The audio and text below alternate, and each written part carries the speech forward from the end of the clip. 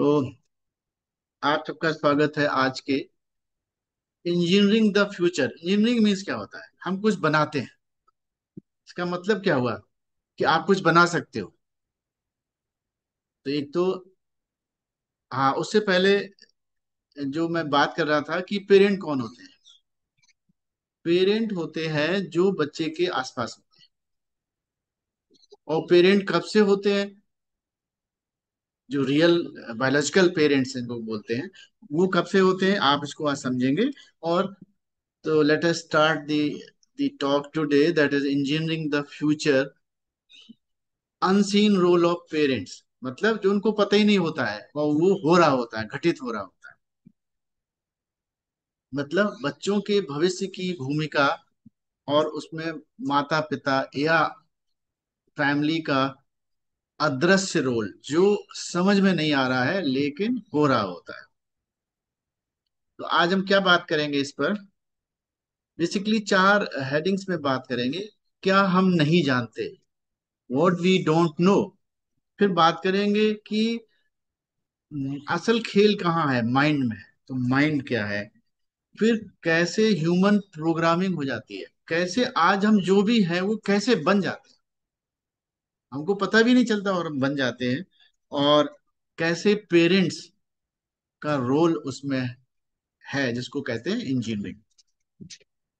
तो what we don't know, तो सबसे पहले तो हमको यही नहीं पता है।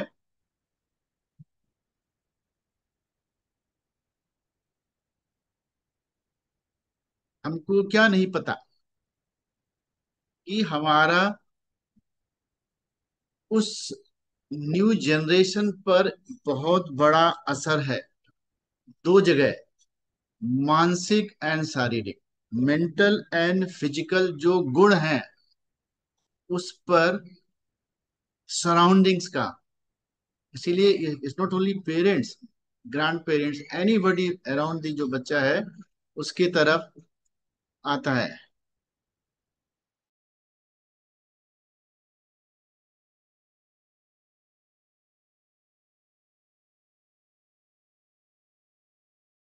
तो दूसरा क्या है कि ये असर कब शुरू हो जाता है?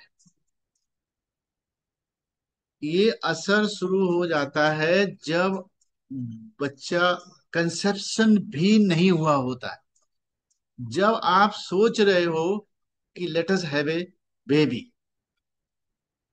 कुछ भी नहीं है इस दुनिया में, अभी कुछ आया नहीं है वहां, और थॉट आपके दिमाग में आया, let us have the baby, वहीं से स्टार्ट हो गया इफेक्ट। आप समझ सकते हो, ये बात लोगों को नहीं पता है। और चीज क्या नहीं पता है, हम क्या सोचते हैं कि सब कुछ जीन्स करते हैं। इसको क्या बोलते हैं?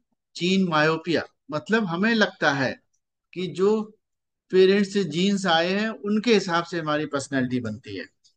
ये आज की तारीख में सत्य नहीं है। जीन्स आते हैं पेरेंट से, ग्रैंड पेरेंट से, फैमिली ट्री से, बिल्कुल सही बात है। और लेकिन उनका एक्सप्रेशन होना, वो अपने आप को दर्शाएं, उनके गुण आप में आए या ना आए, ये आपकी डिपेंड करता है वातावरण पर। तो 50-50 का चांस है। इन्वायरमेंटल कंडीशंस जो भी होती हैं, मदर जैसे फील करती है। दो बातें हैं यहाँ पर ध्यान से, मैटरनल इन्वायरमेंट। और इन्वायरमेंट में केवल हवा पानी नहीं होता। इन्वायरमेंट में आपके थॉट्स होते हैं, आपके एक्शंस होते हैं, आपकी सराउंडिंग्स होती है, आपका न्यूट्रिशन होता है, और आप क्या एक्ट करते हो। पहले सोचते हो, फिर रिएक्ट करते हो। रिएक्ट, एक्ट में दो चीजें आती हैं, एक तो आप रिएक्ट करते हो और एक एक आप रेस्पॉन्ड करते हो, मतलब सोच समझ के एक्शन लेते हो, वो रिस्पॉन्स है। और एक जो फटाक से किया वो होता है रिएक्शन। और अब आप चेक करो अपने आप को कि आप रिएक्ट ज्यादा करते हो या रेस्पॉन्ड ज्यादा करते हो। ये सारा वातावरण बनाता है। और ये उस कंसीव्ड, जो बच्चा 1 दिन का, 2 दिन का, 3 दिन का जो बन रहा है उस पर असर आता है, उसके जीन्स पर। हम क्या सोचते हैं कि जो पेरेंटल जीन आएंगे वही एक्सप्रेस करेंगे, वो उनका मॉडिफिकेशन स्टार्ट हो गया। और ये असर चलता रहता है पैदा होने के बाद भी। तीसरी चीज क्या है कि आपके अलावा, फैमिली के अलावा, जो सोशल वर्ल्ड है उसमें सब कुछ आ गया। घर के अंदर जितने लोग हैं, परिचित अपरिचित, इस घर के बाहर, उनका भी असर पड़ता है मदर पर, और मदर के थ्रू बच्चे के जो यूट्रस में फीटस है उसके जीन्स पर। आप सोचिए, जीन का एक्सप्रेशन तो बाद में होगा, जब बच्चा बाहर डिलीवरी होने के बाद, जब वो बड़ा होगा तब जीन्स का इफेक्ट दिखेगा। लेकिन जो जीन्स आए थे वो कैसे मॉडिफाई हो सकते हैं ड्यूरिंग 9 मंथ्स, इसकी किसी को अहमियत नहीं है, किसी को इसके बारे में आइडिया नहीं है।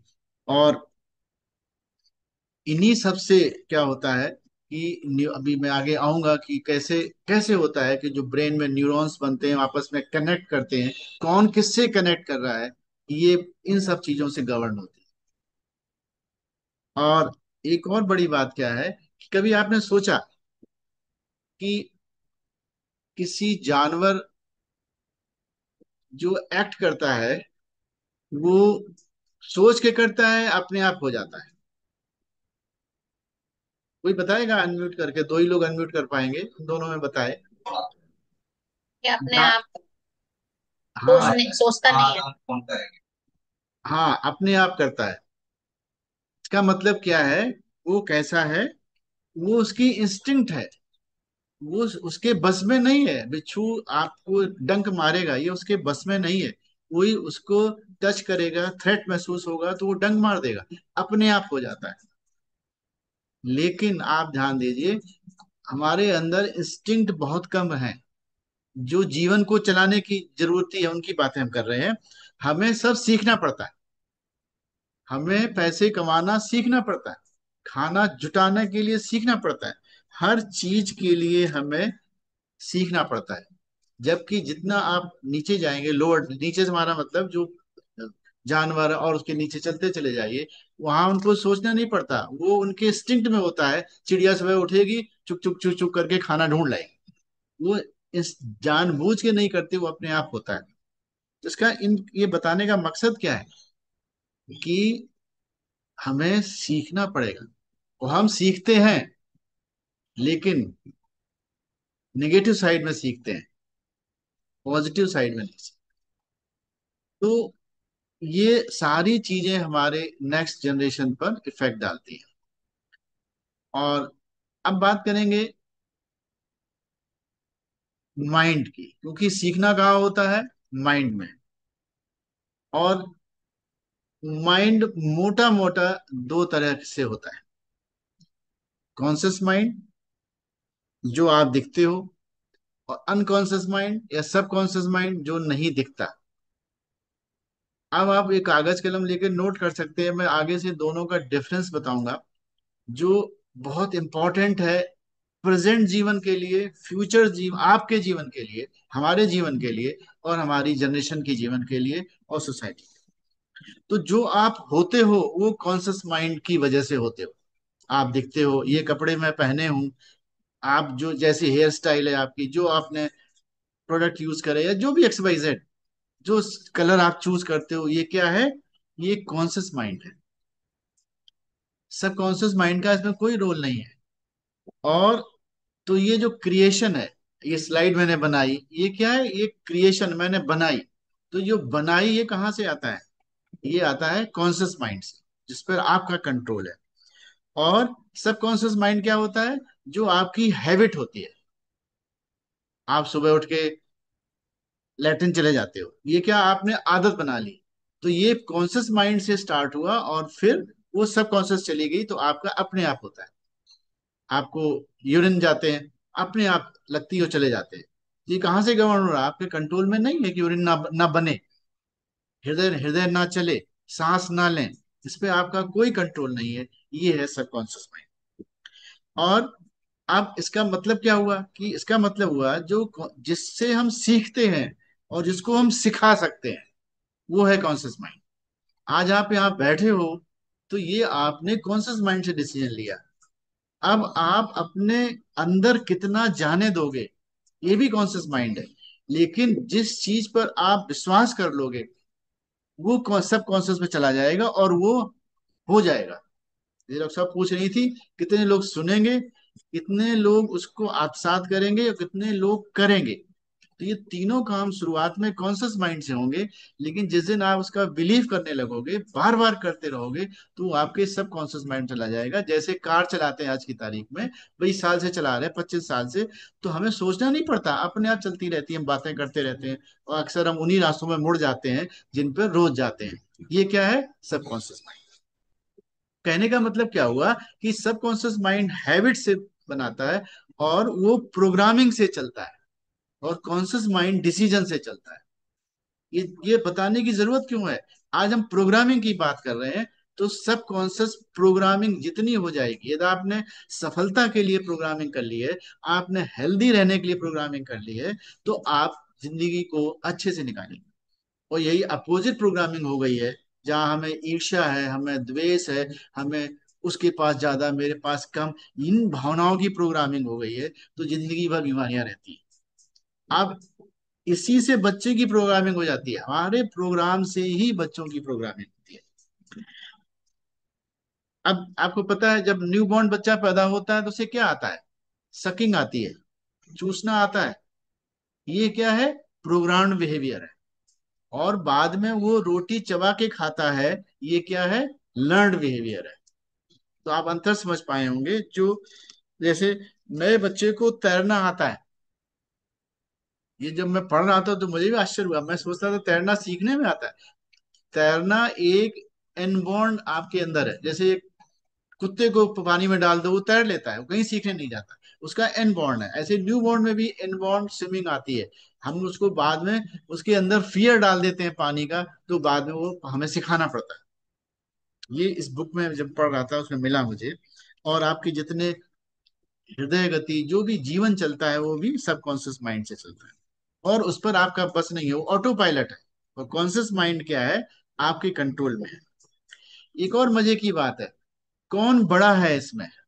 ये आप माइंड आप देख रहे हो, जो ये है ऊपर का हिस्सा, ग्रे मैटर कहते हैं, ये कॉन्शियस माइंड है, छोटा सा। बाकी सारा सब कॉन्शियस माइंड है। जो लोग ब्रेन एनाटॉमी नहीं जानते, उनके लिए बहुत ही मोटा मोटा समझिए, बड़ा हिस्सा सब कॉन्शियस माइंड का होता है। और ये 20 मिलियन पर सेकंड, 20 मिलियन, 1 मिलियन 10 लाख का होता है। और 20 का मतलब वो क्या हो गया? 2 करोड़। 2 करोड़ थॉट्स को एक साथ हैंडल कर सकता है सब कॉन्शियस। और जो आपका सोचने वाला, जिसके दम पर हमारे अंदर अहम और दुनिया भर की लड़ाई दंगे आते हैं कॉन्शियस माइंड से, वो कितने 40 स्टिमुलाई पर सेकंड ही हैंडल कर सकता है। सोचिए आप, यदि आप अपने सब कॉन्शियस को ट्रेन कर लें कॉन्शियस माइंड के थ्रू, तो कितनी लाइफ हमारी इजी हो सकती है। और सबकॉन्शियस माइंड के कुछ फायदे भी हैं। ये भविष्य सोच सकता है, पीछे का सोच सकता है। लेकिन सबकॉन्शियस माइंड हमेशा वर्तमान में रहता है। वो ना आगे की सोचता है, ना पीछे की सोचता। आप बोलोगे कि ये पत्थर फेंक दो, तो सबकॉन्शियस माइंड ने ऑर्डर किया, यदि आपके अंदर फेंकना कोई बुरी बात नहीं है, ऐसा ही प्रोग्रामिंग है, तो आप तुरंत फेंक दोगे। लेकिन यदि हमारे अंदर प्रोग्रामिंग है कि पत्थर फेंकेंगे किसी को चोट लग जाएगी, तो कॉन्शियस माइंड के कहने के बावजूद आप ठिठकोगे पहले, तब फेंकोगे, यदि फेंकने का निर्णय दोबारा हो गया। ये आप अंतर समझ पा रहे होंगे दोनों में। तो ये सब की बहुत इंपॉर्टेंस है हमारी जिंदगी में, हमारे बच्चों की जिंदगी में। कॉन्शियस माइंड से आपकी आइडेंटिटी बनती है, आपका फ्यूचर की आप प्लानिंग करते हो। प्रेजेंट जो हेल्थ को लाने में कॉन्शियस माइंड की जरूरत है, लगातार। जैसे हम लोगों ने लाइफ 360 प्रोग्राम या बहुत सारे स्टे फिट प्रोग्राम जो रन करते हैं अपनी कम्युनिटी के थ्रू, तो उसमें जो लोग बहुत लंबे समय से हैं, उनकी उनमें इस सब कॉन्शियस प्रोग्रामिंग हो चुकी है। तो उनको अब उनको हेल्दी रहना ही पड़ेगा। उनको उसके लिए कुछ काम करने की जरूरत नहीं है, अपने आप होता रहता है। और अब सबकॉन्शियस जो प्रोग्रामिंग कहाँ से आ जाती है, ये प्रोग्रामिंग होती है, यही आज का विषय, ये प्रोग्रामिंग होती है। बच्चे हैं तो अपने आसपास के लोगों से, सबसे पास कौन होता है, पेरेंट्स होते हैं, ग्रैंड पेरेंट्स होते हैं। बाद में स्कूल में जाएंगे या बाहर के लोग और लोगों से मिलते हैं तो सोसाइटी से होते हैं, वहां से प्रोग्रामिंग होती है। जैसे आप एक सॉफ्टवेयर को डाउनलोड करते हैं कंप्यूटर में अपने मोबाइल में, इसी तरह से सब कॉन्शियस में डाउनलोडिंग हो जाती है बाहर उन प्रोग्राम्स की। अब वो गलत प्रोग्राम डाउनलोड हो गया, सपोज सिगरेट पीने का कोई बच्चा देख रहा है लगातार लगातार लगातार, तो वो भी उस पर हाथ लगाएगा और सीख जाएगा, तो उसकी हो गई प्रोग्रामिंग सिगरेट पीने की। इसके अपोजिट, सपोज कोई गायत्री मंत्र कहता है, लगातार कह रहा कह रहा कह रहा, तो उस बच्चे की प्रोग्रामिंग गायत्री मंत्र बोलने की हो जाएगी। ऐसे प्रोग्रामिंग होती है, फिर आपको उसको सिखाना नहीं पड़ेगा, वो अपने आप सीख जाता है। और ये जो मैं बात कर रहा था, न्यूरोनल कनेक्शन आप देख रहे हो, ये आप जो न्यूरॉन्स होते हैं ये आपस में जुड़ते हैं एक दूसरे से, ऐसे हमारा ब्रेन बनता है। तो जितने घने ये कनेक्शंस होते हैं, उतने ही आप बेटर समझदारी वाले व्यक्ति होते हो, जल्दी निर्णय लेने वाले व्यक्ति होते हो, जब बुद्धिमान होते हो, और बहुत सारी चीजें। अब ये कनेक्शन काहे पे डिपेंड करता है, ये यही, अब प्रोग्राम कहाँ स्टोर होगा, इन्हीं कनेक्शन में स्टोर होता है। जैसे कंप्यूटर का प्रोग्राम हार्ड डिस्क में स्टोर होता है, वैसे ही जो भी हमारी आदतें हैं वही प्रोग्राम है। आदत जो बाहर है उसको आदत बोलेंगे, और हमारे ब्रेन के अंदर उसका एक प्रोग्राम है। तो वो प्रोग्राम यहाँ स्टोर होते हैं। और ये प्रोग्राम कहाँ से आते हैं, पेरेंट्स से आते हैं, फैमिली से आते हैं, सोशल वर्ल्ड जो आसपास दुनिया है। आज सोशल वर्ल्ड में सोशल मीडिया भी शामिल हो गई है, जीवित लोग तो शामिल ही हैं, लेकिन टेक्नोलॉजी भी शामिल हो गई है। और ये स्ट्रक्चर कौन बनाता है, वो है आपका न्यूट्रिशन। तो ये है एनवायरनमेंट। और इसके बहुत वो है, मतलब यदि कॉन्शियस माइंड और सब कॉन्शियस प्रोग्रामिंग में दंगा है। जैसे हमारी प्रोग्रामिंग क्या है कि हम झूठ ना बोलें, हमारे परिवार में किसी ने झूठ नहीं बोलते, किसी को धोखा नहीं देते, हमेशा सच बात करते हैं, किसी की सलाह सच देंगे, ये तो ऐसी प्रोग्रामिंग है। और अब हमसे कहा जाए कि तुम ऐसा काम कर दो जो सच नहीं है, और ऐसी स्थिति बन गई है कि आपको करना पड़ रहा है। अब अंदर क्या छिपा हुआ है, नहीं करना है, बाहर से करना पड़ रहा है। ये जो द्वंद है, यही आदमी को बीमार बना देता है। कर तो देगा वो, लेकिन अपने आप को, कहते हैं, अपने आप को माफ नहीं कर पाता। ये जो द्वंद है, यही न्यूरोलॉजिकल डिसऑर्डर पैदा करता है। आप देख रहे होंगे आज की तारीख सोसाइटी में 80 to 90% मेंटल इश्यूज पैदा हो चुके हैं। तो जो मैं समझता हूँ कि आज की जो दुनिया मोर कॉन्शियस माइंड ओरिएंटेड होती जा रही है, टेक्नोलॉजी ओरिएंटेड होती जा रही है, इमीडिएट रिजल्ट ओरिएंटेड होती जा रही है, कारण उसका यही है कि सबकॉन्शियस प्रोग्रामिंग तो हमारी अच्छी वाली है, मेजोरिटी की अच्छे वाली है, लेकिन करना हमको कुछ और पड़ रहा है, और धीरे धीरे और प्रॉब्लम खड़ी हो रही है। और एक और बात बहुत बड़ी है, जब आपकी दोनों माइंड में कॉन्फ्लिक्ट हो गए, तो आपके अंदर मस्कुलर वीकनेस आ जाएगी, आप काम नहीं, मसल की पावर कम हो जाती है, आपकी ताकत जो फिजिकल पावर है उस पर भी इसका असर पड़ता है। ये बात समझने की है। अब आते हैं कि प्रोग्रामिंग कैसे होती है, हमारा माइंड प्रोग्राम कैसे होता है। हमारे माइंड में इतनी एबिलिटी है डाउनलोड करने की, जैसे कंप्यूटर की नहीं, पहले 3 GB का होता था, आज TB का होता है। तो ये क्या है, कंप्यूटर की कैपेसिटी बढ़ाई जा रही है डाउनलोड करने की।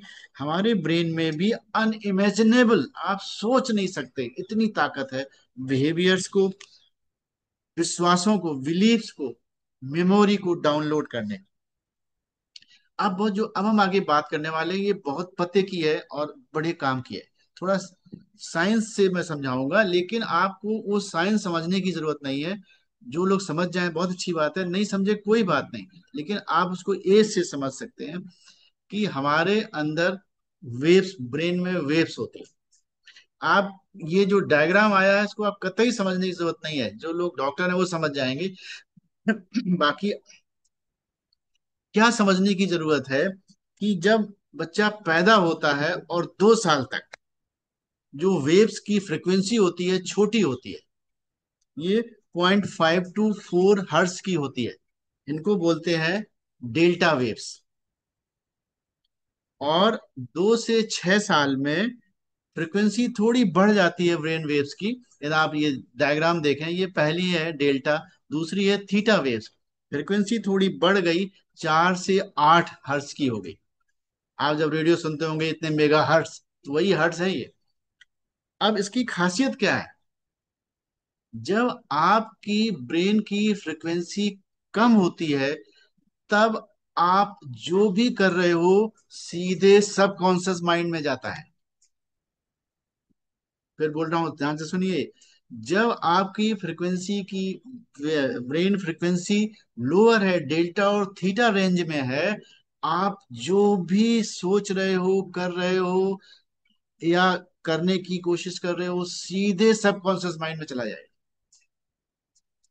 इसीलिए कहा जाता है ये, अब ये तो बच्चों में बताया, 0 to 2 इयर्स पहली और 2 से 6 दूसरी। इसीलिए कहा जाता है कि 6 साल तक आपकी 90% से ज्यादा प्रोग्रामिंग हो चुकी होती है और जिंदगी उसी से चलती है। और जो ये प्रोग्रामिंग स्टार्ट हो गई है, आपने जब सोचा था बच्चा लाने की, तब से हम लोगों में ये स्टेट कब आती है, डेल्टा और थीटा? ये आती है जब आप की नींद आनी शुरू हो गई और सोए नहीं हो। क्यों कहा जाता है कि किताब पढ़ के सोइए, टीवी ना देखिए, मोबाइल ना देखिए? क्योंकि आप मोस्ट सजेस्टिव स्टेट में हो, और उस समय आप गलत कोई एट्रोसिटीज की या ऐसी फिल्म देख रहे हो, कुछ देख रहे हो, तो ये सीधा आपका माइंड प्रोग्राम हो रहा है, और आपको पता भी नहीं चलेगा, धीरे धीरे धीरे आप कैसे नेगेटिव साइकिल में चले। सुबह जगते हैं सोने से पहले, ब्रह्म मुहूर्त में कहा जाता है ना, कि क्यों कहा जाता है ब्रह्म मुहूर्त में उठिए, सनराइज से पहले उठिए। उस समय भी आपका माइंड इन्हीं वेव्स पे होता है। ये साइंटिफिक बेसिस है, और ये मोस्ट सजेस्टिव स्टेट कही जाती है। और इस समय आप बच्चा कभी ऑब्जर्व करिएगा, जो बच्चा होता है इसे 0 to 6 इयर्स वाला, ये बहुत ही ऑब्जर्वेंट होते हैं। जहां जिस घर में जाएंगे, क्लोजली देखेंगे, जिस पे आपका कभी ध्यान नहीं गया होगा, उस पे जाते हैं और वो खटाक से सीख जाते हैं। आप एक बार उनके सामने स्टमरिंग कर दो, हकला दो, हकलाना बोलना, हकला देंगे, सीटी बजा दो, सीटी बजा, सीख जाएंगे। क्यों जल्दी सीख जाते हैं बच्चे? Because mind is the in the most suggestive state.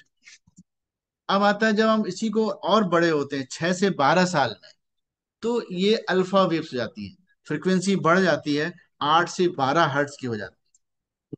इसको कहा जाता है काम कॉन्सियसनेस। काम का मतलब शांत। इस उम्र के बच्चे हमेशा प्रेजेंट में रहते हैं, उनको फ्यूचर की चिंता नहीं है, पास्ट उनको याद नहीं है, वो हमेशा प्रेजेंट में रहते हैं। आप देखो वो बच्चे उसी समय, उनको खिलौना लाओ, लाए अपने खेल, क्रिकेट खेल रहे हैं, ये खेल रहे हैं, मस्त रहते हैं, उसी में लड़ाई करेंगे, उसी में झगड़ा करेंगे, और अगले दिन भूल जाएंगे। क्यों भूल जाते हैं? क्योंकि वो हमेशा प्रेजेंट में रहते हैं।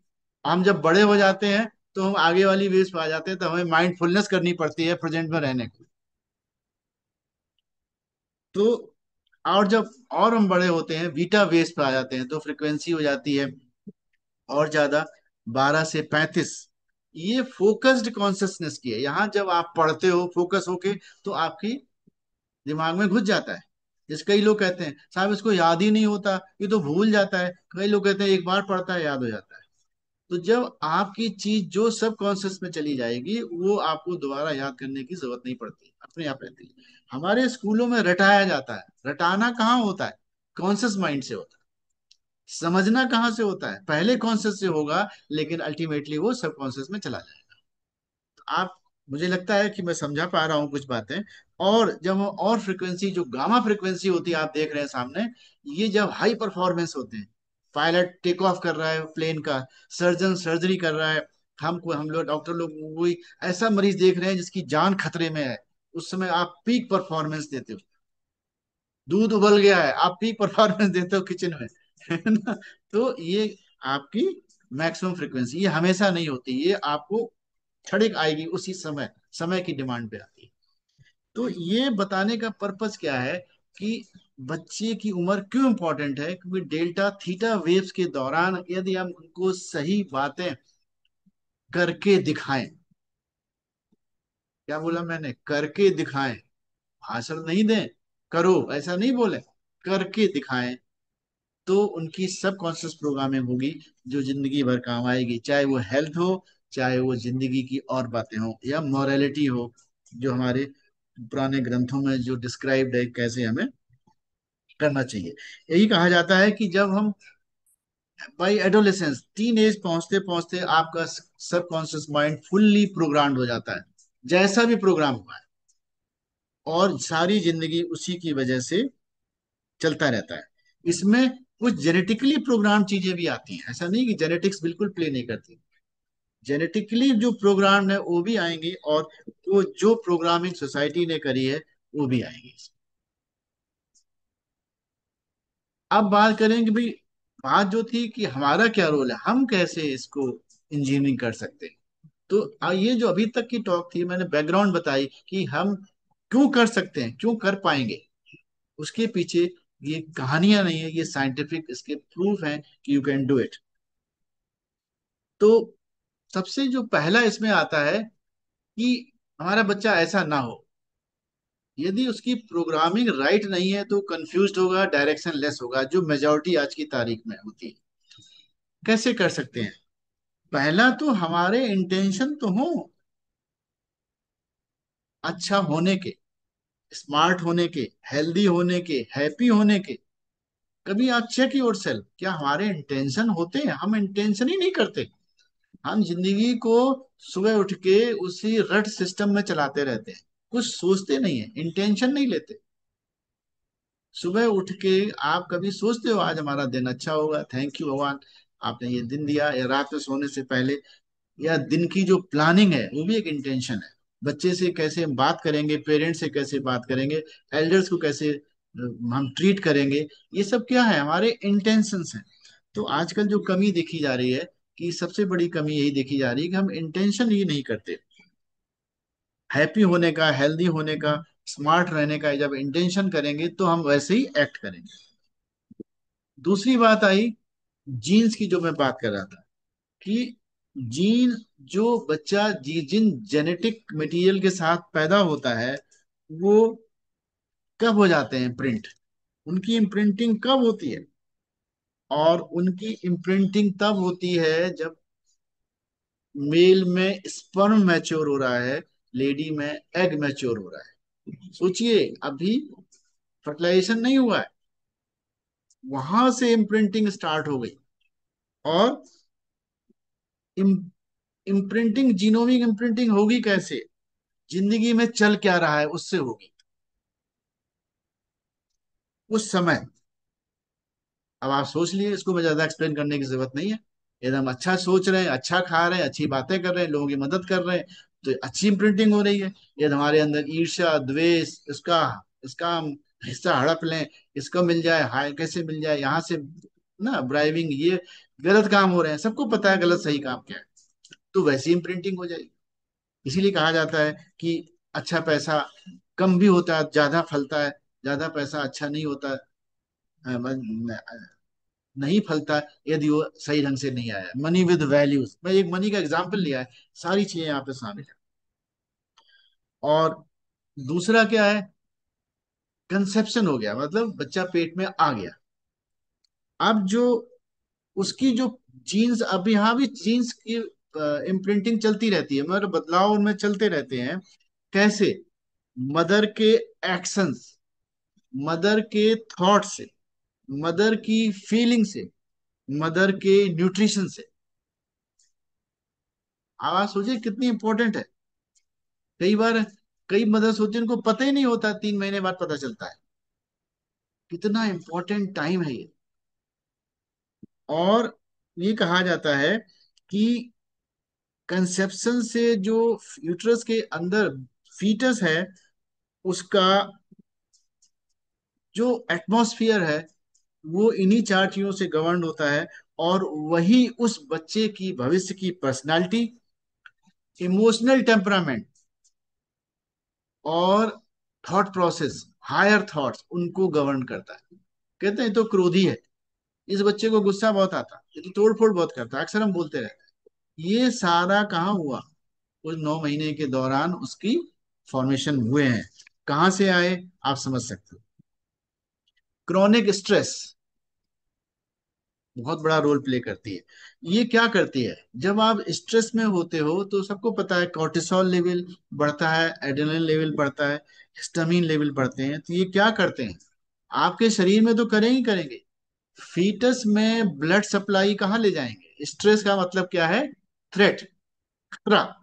तो जो खतरा होता है, तो हम क्या करते हैं? भागो। तो भागने कहाँ कहाँ भागेंगे? टांगों में दम चाहिए, तो ब्लड सप्लाई टूवर्ड्स हाथ पैर की तरफ आ जाती है, और हार्ट रेट बढ़ जाती है। हार्ट रेट किसके कंट्रोल में है? सब कॉन्शियस के। तो ब्लड सप्लाई सब कॉन्शियस की बढ़ जाती है, कॉन्शियस माइंड की तरफ कम जाती है। नतीजा क्या होता है कि और किडनी, लिवर, गट, सबकी सप्लाई कम होने लगेगी। आप सोचो 9 महीने कोई मदर स्ट्रेस में है, तो लगातार सप्लाई जहां कम है, तो न्यूट्रिएंट्स भी कम जाएंगे, तो वहां की ग्रोथ कम हो जाएगी।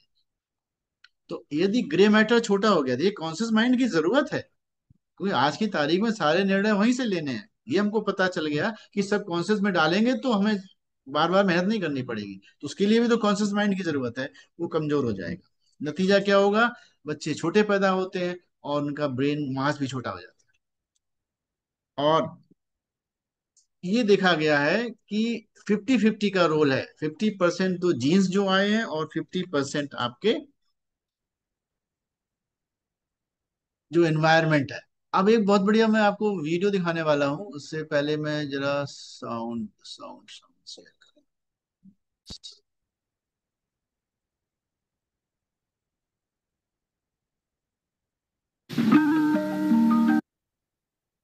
ये पेरेंट्स आपने देखे लड़ रहे हैं। अब प्रेग्नेंट लेडी लड़ रही है हस्बैंड से, तो क्या असर आ रहा है? ध्यान से सुनिए। Basta! Mi hai stufato! Non ti sopporto più! Non urlare, insomma, basta! Quando un bambino nasce, आपके अंदर जो बेबी है वो भी रिएक्ट कर रहा है। ये ये है पेरेंटल स्ट्रेस।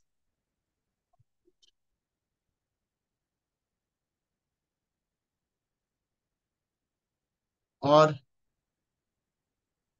जीन्स क्या करते हैं? जीन्स आपकी पोटेंशियल है।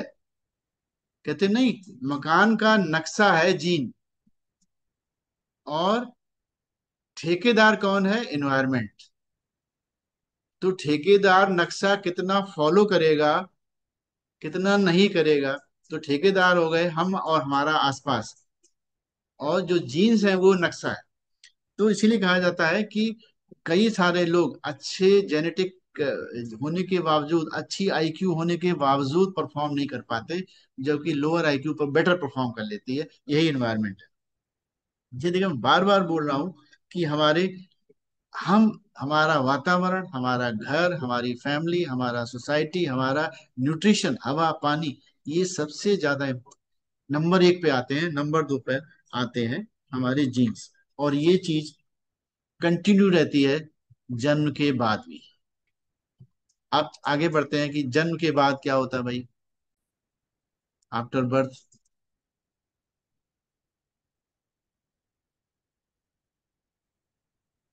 बर्थ के बाद सबसे इंपॉर्टेंट क्या है? Breast feeding. अब आप खुद अपने को चेक करिए और अपने आसपास देखिए। सबसे इम्पोर्टेंट जन्म के बाद का सबसे इम्पोर्टेंट प्रोग्रामिंग जो होती है बच्चे की, वो ब्रेस्ट फीडिंग से होती है। ये मदर चाइल्ड अटैचमेंट को बढ़ाता है, माँ में स्ट्रेस लेवल कम करता है। स्ट्रेस का आप नतीजा आप देख चुके हैं पहले। बच्चे में स्ट्रेस नहीं होती, जो बॉटल फीडिंग से आती है। और डोपामीन और ऑक्सीटोसिन हार्मोन रिलीज होते हैं। डोपामीन आपको हैप्पीनेस देता है और ऑक्सीटोसिन हार्मोन आपकी बॉन्डिंग बनाता है। आज हम बच्चे जब बड़े हो जाते हैं अक्सर कंप्लेन आता है कि माँ बाप की केयर नहीं कर रहा, माँ बाप को फोन नहीं कर रहा, देख रेख नहीं कर रहा। इसकी शुरुआत, ये बॉन्डिंग जो सीमेंट कहाँ थी, प्रेगनेंसी के दौरान थी और जस्ट आफ्टर डिलीवरी थी। ये इंपॉर्टेंट टाइम है, क्योंकि सबकॉन्शियस प्रोग्रामिंग, आप सजेस्टिव स्टेट कब है, वही फर्स्ट 6 इयर्स, और उस फर्स्ट 6 इयर्स में पहले 2 साल, और उससे पहले जब बच्चा माँ के पेट में था। और एक और बहुत इंपॉर्टेंट, जब आप अपने बच्चे को आंख से आंख मिला के देखते हो, तब भी यही यही एक्शन होता है जो एक ब्रेस्ट फीडिंग से होता है। इसके अलावा जब बच्चा आपके टच में रहता है, मैटरनल कांटेक्ट में रहता है, तो आपकी स्किन के जो हेल्दी बैक्टीरिया है, ब्रेस्ट पे जो हेल्दी बैक्टीरिया है, वो बच्चे को ट्रांसफर होते हैं। तो जो माइक्रोफ्लोरा बनता है बच्चे का, वो डाइवर्स बनता है। आज की तारीख में एक बहुत बड़ा इशू हो गया है, 50% डाइवर्सिटी कम हो चुकी है। ये भी बहुत बड़ा कारण है एलर्जिक डिसऑर्डर्स का। दूसरा आप देखें, टच बहुत इंपॉर्टेंट। जब हम बच्चे को टच करते हैं तो यही यही यही प्रक्रिया होती है। और इसको एक ट्रेडिशनल रूप क्या दे दिया गया है, मालिश का। अब हम देखते हैं टच की बजाय हम तेल पे ज्यादा महत्व देने लग गए। कौन सा तेल लगाएं? तेल लगाओ या ना लगाओ, आपका टच इंपॉर्टेंट है। आप तेल कोई भी यूज कर सकते हो, नहीं कर सकते हो, is up to you, but what is important is touch. यदि आप टच नहीं दे रहे हो तो क्या होगा, बिहेवियरल प्रॉब्लम खड़ी होंगी आगे चल के, स्टंटिंग हो जाएगी, ग्रोथ फेल्योर, लंबाई कम। ये बहुत ही मैं शॉर्ट में चीजें बता रहा हूँ आपको। तीसरा इंपॉर्टेंट क्या है, अटेंशन। जब आप बाकी सब, ये सब चीजें आपस में मिली हुई है। जब आप ब्रेस्ट फीड करोगे, डेफिनेटली टच भी होगा, अटेंशन भी जाएगा, लेटर ऑन फीड 6 महीने के बाद भी हमें वो चाहिए। और प्ले, प्ले बहुत इंपॉर्टेंट है। जब आप बच्चे के साथ खेलते हो तो कहते हैं ये बहुत ही प्रोग्रामिंग के लिए एक बहुत बड़ी ऑप्टिमाइजेशन है, मतलब ब्रेन को तैयार करते हैं। और खेल खेल में बच्चा सीखता है। बट उस समय हम सही शब्दों का, सही नीतियों का, सही, कहते हैं उनका अनुपालन करें। कई बार हमें देखते हैं गलत शब्द या गलत चीजें सिखा दी जाती, बच्चा और बच्चा सीख जाएगा, उससे कोई गलत सही से मतलब नहीं है। आप जो जो सिखा रहे हो वो सीख रहा है। लर्निंग प्रिंसिपल्स क्या है? लर्निंग प्रिंसिपल है कॉपीइंग और प्लेजर प्रिंसिपल। कॉपीइंग भी नकल करेगा बच्चा, आपकी नकल करेगा। बच्चा खाना को खिलाना सिखाना है, आप उसके साथ खाओ, उसकी प्लेट लगाओ, वो भी खाएगा, फैलाएगा, लेकिन सीख जाएगा। अक्सर हम यहाँ पर बच्चे हमारे पास आते हैं, खाता नहीं खाता नहीं। मैं ही कहता हूँ कि आपने उसको सीखने नहीं दिया। और मोस्ट सजेस्टिव स्टेट होती है खाने के लिए 6 मंथ्स टू 9 मंथ्स, 12 मंथ्स। और वो पीरियड हम मिस करते हैं, और फिर वो जिंदगी भर बच्चा ढंग से खाना नहीं खाता। और प्लेजर प्रिंसिपल का मतलब क्या हुआ, जो उसको अच्छा लगेगा वो बार बार करेगा, जो नहीं अच्छा लगेगा नहीं करेगा। आपने खाने के साथ जबरदस्ती कर दी, उसको अच्छा नहीं लगा, वो कभी नहीं खाएगा कोई भी काम। तो दो चीजों के साथ ध्यान रखें, उस जो कराना उसके सामने करें, और उसमें उसको मजा आए, दैट्स ऑल। जो नहीं मजा आए उसको विड्रॉ कर लें तुरंत। तो आप देखेंगे आप बच्चा सब वो काम करेगा जो उसको करने चाहिए। आपके पास जिम्मेदारी किसकी है, बच्चों की देखरेख की जिम्मेदारी है, सिक्योरिटी की जिम्मेदारी है, और घर में न्यूट्रिशन रहे, खाना रहे, सही मिले, ये जिम्मेदारी है। इसके आगे की जिम्मेदारी नहीं है। उसकी डेवलपमेंट वो खुद होता है, बशर्ते हम उसके लिए एग्जाम्पल सेट करते हैं। इसके लिए हमें क्या करनी चाहिए, पार्टनरशिप। पार्टनरशिप क्या मतलब, अब 6 महीने 10 महीने के बच्चे के साथ हम क्या पार्टनरशिप करेंगे? आप पार्टनरशिप करोगे, उसकी प्लेट लगाओगे, कटोरी लगाओगे, चम्मच लगाओगे, अपनी प्लेट लगाओगे, कटोरी चम्मच लगाओगे, वो खाएगा अपना, आप खाओगे अपना। आप उसको दिखा के खा रहे हो, दैट इज पार्टनरशिप। कौन सी पैंट पहनेगा, उसको चूज करने दो। कौन सी टांग पहले डालेगा, उसको चूज करने दो। मुंह किस हाथ से धोएगा, उसको चूज करने दो। That is the partnership, that is the freedom. छोटी छोटी जो ये बातें हैं, ये डिसीजन लेने को प्रेरित करती हैं। आज बड़े लोग डिसीजन क्यों नहीं ले पाते? उनके सामने बड़े बड़े प्रोजेक्ट, बड़ी बड़ी अपॉर्चुनिटी आती हैं, वो कहते हैं पूछ के बताएंगे। या नो कह देते हैं, क्योंकि उनको डर लगने लगता है, क्योंकि उनकी प्रोग्रामिंग हो गई है डिसीजन ना लेने की। जब आप खाना खाते हो तो आप कितने छोटे छोटे डिसीजंस लेते हो, रोटी तोड़ने का, कितना तोड़ेंगे, कौन सी सब्जी पहले खाएंगे, दाल पहले खाएंगे, पहले सलाद खाएंगे, क्या खाएंगे, यू टेक डिसीजंस। तो जब और बच्चे को हम फीड कर रहे हैं, मुंह में थोड़ा दाल लगाई, मुंह में ऐसे डाल दिया, इसका मतलब क्या हुआ कि हम उसकी डिसीजनशिप को नहीं लेने दे रहे हैं, और इसी से उसमें ओनरशिप नहीं आती। जो ओनरशिप नहीं आती है तो फिर वो आगे चल के भी ऐसी हो जाता है। यदि चाइल्डहुड एक्सपीरियंस अच्छा नहीं है, घरों में लड़ाई है, हस्बैंड वाइफ में, पेरेंट्स में डिवीजन, और दुनिया भर के जो आपकी तारीख में अखबार भरे पड़े रहते हैं, ऐसा कुछ है, तो उसका नतीजा क्या आज की तारीख में मिल रहा है? ओबेसिटी के रूप में मिल रहा है, हृदय रोग के रूप में मिल रहा है, और सांस की बीमारियों के रूप में मिल रहा है, कैंसर के रूप में मिल रहा है, alcoholism, depression, drug abuse, mental health issues, दुनिया भर के चीजों में हो रहा है। ये एक दिन में नहीं हो रहा है, ये जो पैदा होने से पहले का जमा होते होते होते क्यूमुलेटिव डैमेज जो है हुआ है, नेगेटिव प्रोग्रामिंग जो माइंड की हुई है, उसका उसका रिजल्ट है। और जो आजकल टीन एज में डिस्ट्रक्टिव बिहेवियर है, वो भी उसका एक कारण है।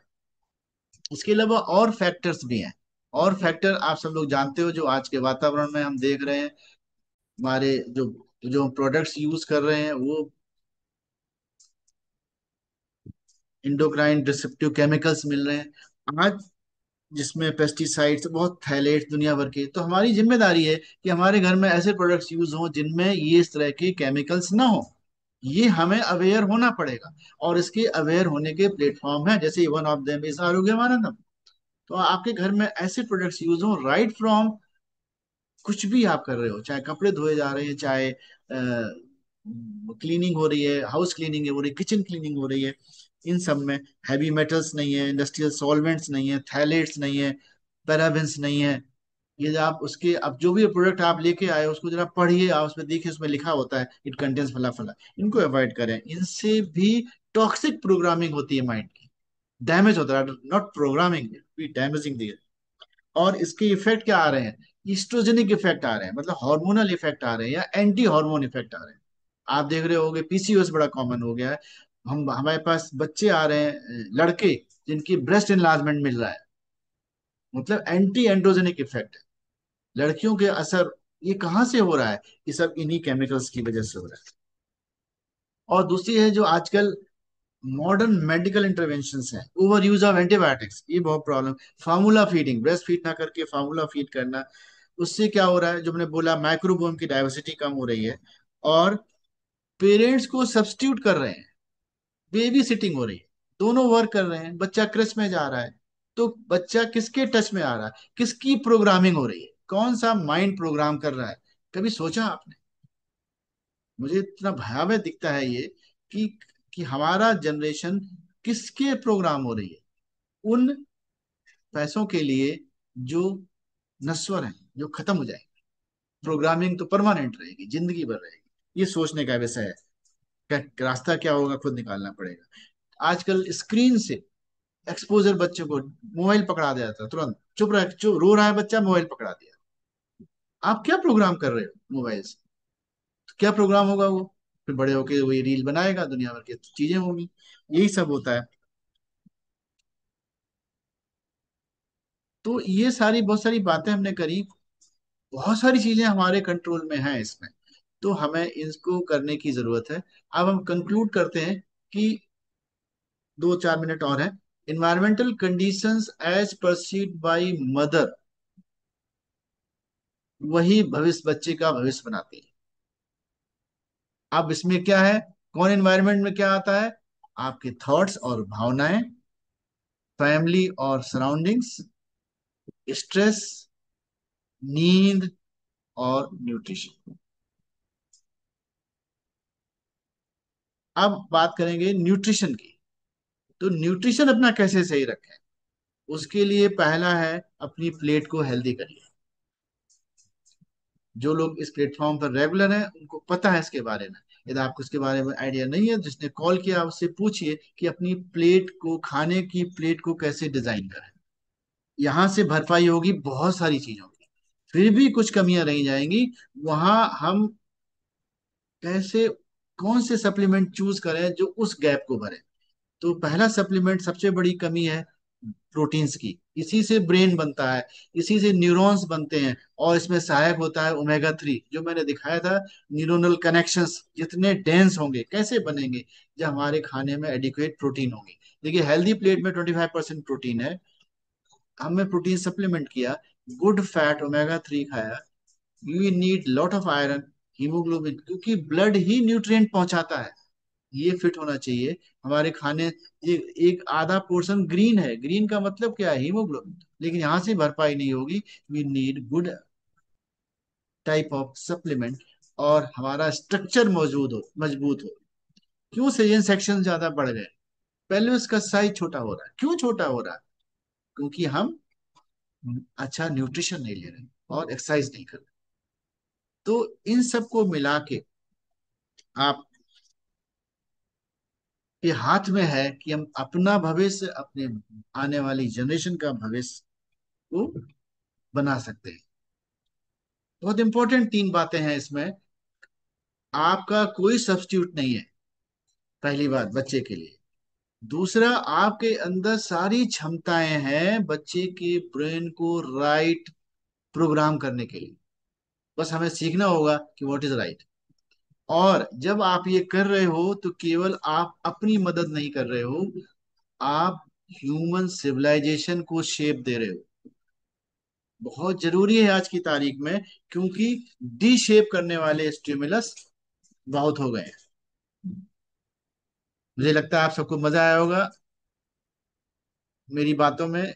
जरूर कुछ न कुछ टेक अवे हुआ होगा, कुछ बातें नहीं समझ में आई हो तो आप अभी डिस्कस कर सकते हैं इसके बाद, और बाद में पूछ सकते हैं। इसका यूट्यूब लिंक भी क्रिएट हो जाएगा, आप इसको दोबारा भी सुन सकते हैं। Thank you. ये स्लाइड में ध्यान से देखिए, इसमें एक डाइस बनी हुई है, जिंदगी डाइस नहीं है। जिंदगी सांप सीढ़ी की डाइस नहीं है कि जो आ जाएगा वही जिंदगी चलेगी। आप 6 ला सकते हो। You can programme your self, you can programme your children, you can programme your family, you can programme your surrounding, you can programme your contacts, so that we can make a good world. Thank you.